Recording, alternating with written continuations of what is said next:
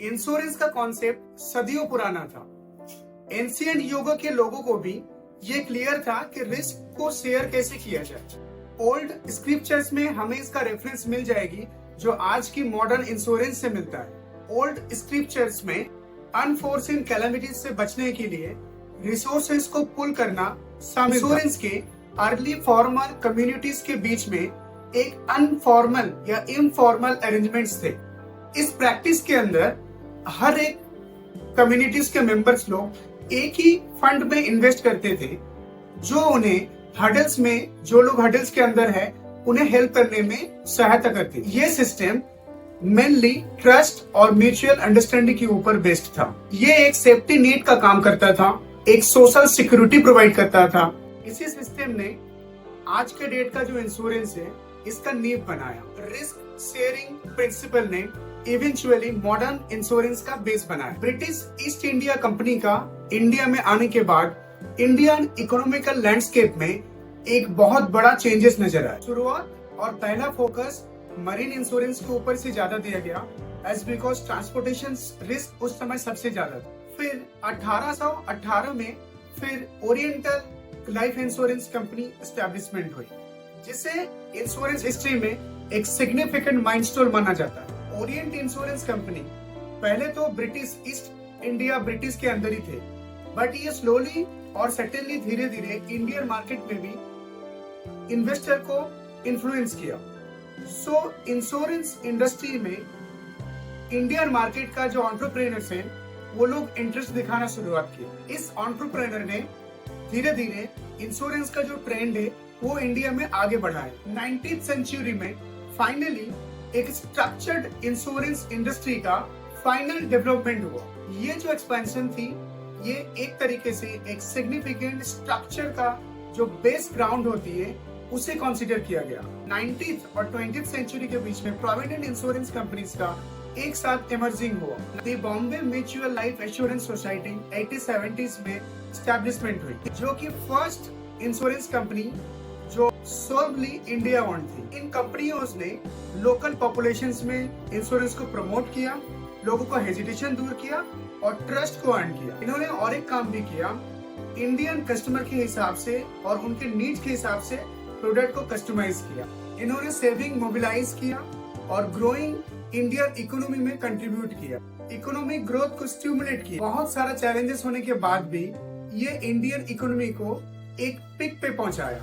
इस insurance market ने एक वाइब्रेंट और स्टेबल फ्यूचर इन्वेस्टमेंट मार्केट का बुनियाद को क्रिएट किया। और ये सब के बाद मिड 20s में एक सेंट्रलाइज्ड इंश्योरेंस प्रोसीजर्स का रास्ता बना के दिया। 1947 के इंडिपेंडेंस के बाद गवर्नमेंट ने डिसाइड किया कि इंश्योरेंस मार्केट को एक सेंट्रलाइज्ड फॉर्म दिया जाए और इसके बाद 1956 में लाइफ इंश्योरेंस कंपनी नेशनलाइज्ड हो गए। ना कि उसे सेंट्रलाइज्ड किया गया, एक ग्रेटर कंट्रोल भी इंश्योर किया गया और डेवलपमेंट को नेशनल कंट्रीब्यूशन की तरफ डायरेक्ट भी किया गया।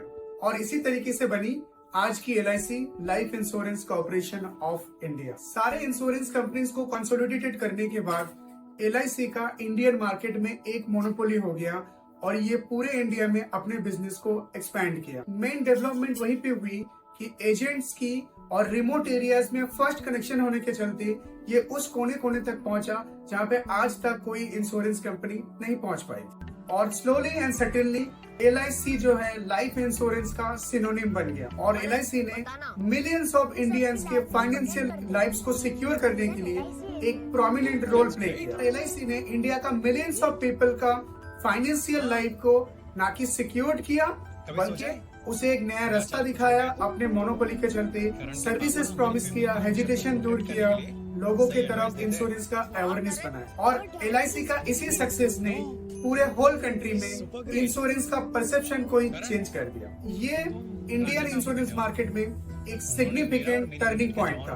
1990 में लिबरेशन पॉलिसीज के तहत प्राइवेट इन्वेस्टर या फिर प्राइवेट फंडिंग के लिए ये नियम को लॉन्च किया गया। एंटायर इंश्योरेंस सेक्टर को रिफॉर्मेशन के लिए टारगेट किया गया, जिससे काफी भारी मात्रा में सिग्निफिकेंट चेंजेस आया। 73 में बनी मल्होत्रा कमेटी ने इंश्योरेंस सेक्टर को रिव्यू किया और एक सिग्निफिकेंट रिमार्क्स दिया। मल्होत्रा कमेटी के रिव्यू ने प्राइवेट इन्वेस्टर की रास्ता बनाया और LIC का जो मोनोपोली था इंडियन इंश्योरेंस मार्केट में वो खत्म हुआ। 2000 साल में insurance regulatory and development authority establish हुई पूरे इंश्योरेंस मार्केट को कंट्रोल करने की। प्राइवेट प्लेयर्स की एंट्री से कंपटीशन बढ़ गया, प्रोडक्ट का कैटेगरी बढ़ा, ना कि सेलिंग पार्ट बढ़ा बल्कि कस्टमर सर्विस भी इम्प्रूवमेंट हुआ। ये सब के बाद पहले तो इंडिया में LIC ने एक अवेयरनेस लाया भी था, लेकिन इस प्राइवेटाइजेशन के बाद इंडियन इंश्योरेंस मार्केट में एक मास पॉपुलेशन के अंदर इंश्योरेंस का अवेयरनेस और बढ़ गया।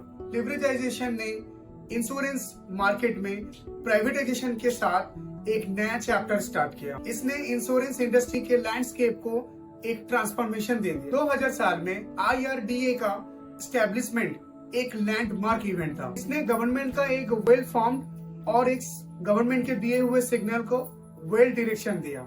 IRDA ने इंश्योरेंस में कंपटीशन को प्रमोट किया और कस्टमर बेस इंटरेस्ट को सिक्योर किया। इसने न्यू इंश्योरेंस कंपनीज को लाइसेंस देने के लिए एक रिस्ट्रिक्टेड प्रोफाइल एलिजिबिलिटी सेट किया। ना कि खाली इंश्योरेंस कंपनीज को लाइसेंस देने का ये रिस्ट्रिक्टेड रूल्स रेगुलेशंस को लॉन्च किया, इसके साथ ये मार्केट अवेयरनेस के साथ इंश्योरेंस रिलेटेड एजुकेशन को भी ये प्रमोट किया ताकि इंश्योरेंस के रिलेटेड जो अवेयरनेस है वो सोसाइटी में बढ़े। IRDA ने इसी तरह पॉलिसी होल्डर को प्रोटेक्शन देना और कंपनीज ग्रोथ को इंश्योर करना, मार्केट में अवेयरनेस बढ़ाना, सिक्योरिटी इंश्योर करना, पॉलिसी की जो बेनिफिट्स है उसे क्लासिफाई करना, ये सब में एक बड़ा रोल प्ले किया। और ये सारा एफर्ट्स उस समय इंश्योरेंस इंडस्ट्री में इंडिया में लॉन्ग टाइम इफेक्ट के लिए बहुत ज्यादा ही ये महत्वपूर्ण था उस समय। प्राइवेट इंश्योरेंस मार्केट का सबसे बड़ा दो प्लेयर HDFC और ICICI ने कस्टमाइज्ड और लुक्रेटिव प्लान्स लेकर के आया सो दैट ये पॉपुलेशंस को अट्रैक्ट कर पाए।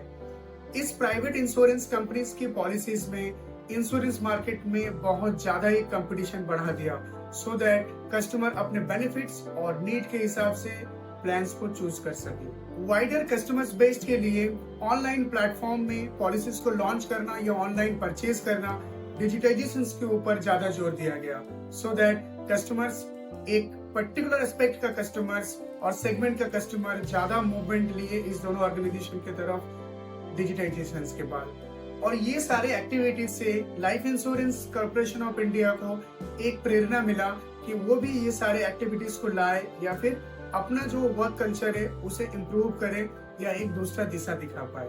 और फाइनली LIC ने इस चीज को अडॉप्ट किया और अपने ऑपरेशंस को मॉडलाइज किया। प्राइवेट सेक्टर इंश्योरेंस कंपनी के राइज ने पूरे इंश्योरेंस इंडस्ट्री को एक अलग दिशा दिखाया। फाइनली इंडियन मार्केट जो था एक मोनोपोली मार्केट से एक डायनामिक और मोस्ट कॉम्पिटिटिव मार्केट में कन्वर्ट हो गई। फिर ये एंटायर टेक्नोलॉजी ने इंडियन इंश्योरेंस मार्केट में एक ट्रांसफॉर्मेशन रोल प्ले कर दिया। ऑनलाइन एप्लीकेशंस और मोबाइल बैंकिंग या मोबाइल सर्विसेज ने परचेज पॉलिसी और सर्विसेज फ्रॉम दी पॉलिसीज को और इजी कर दिया।